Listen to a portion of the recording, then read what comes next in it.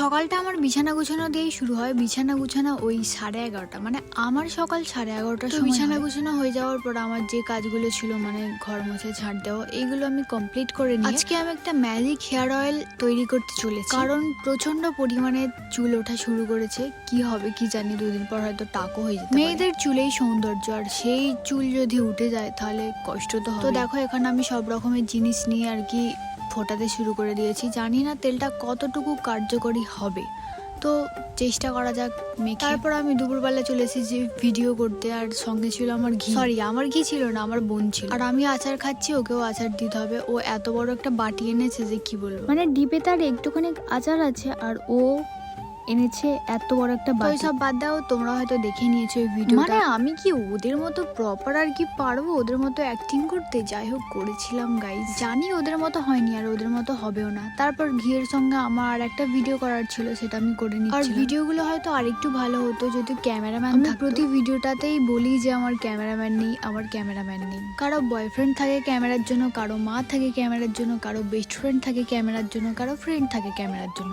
কিন্তু আমার তেমন কেউ নেই। আর মাকে আমি একটু একটু করে শেখানোর চেষ্টা করছি, তো একেবারেই তো আর হয়ে যায় না, আস্তে আস্তে সময় লাগবে। আর দেখো এটা কিন্তু মিনি ব্লগ, এইখানে শর্ট শর্ট ব্লগগুলোই আপলোড হবে। আমি তো আর সবকিছু দেখাতে পারবো না, তাই যতটুকু আর কি দেখানো যায় ততটুকু আমি দেখাই। তারপর আমার ভিডিও করা কমপ্লিট হয়ে গিয়েছিল। তারপর আমি কি বিষয় নিয়ে একটা কথা বলছিলাম সেটা এখন আমার মনে নেই। আর সন্ধ্যাবেলার দিকে বাপি আমাকে ছাতু এনে দিয়েছিল, যেটা আমি প্রায় খাই। আর এই ছবিটা পোস্ট করার পর থেকে তোমরা এয়ার ফাইবারের কথা জিজ্ঞাসা করছিলে, এটাকে হয়তো এয়ার ফাইবারই বলে। যখন বসিয়েছিলাম তখন আমার থেকে নিয়েছিল 2500 টাকা, কিন্তু প্রতি মাসে 710 টাকা করে মারতে হয়। আর এই দেখো এটা আমার দিদির গোপাল, আর এটা আমার মা, যেটা আমি কিছুদিন আগেই এনেছি। আর ওই শিপটা হচ্ছে যে আমার মায়ের তৈরি করা। যদি এরকম সবসময় হাসতে পারতাম তাহলে আমার জীবনটাই ধন্য হয়ে যেত। আর আমার কপালে সুখ নেই, আর কি করার। আর দাঁড়াও তোমাদেরকে দেখাচ্ছি, এই ঘরটাতে আমি প্রথমে ভিডিও করতাম।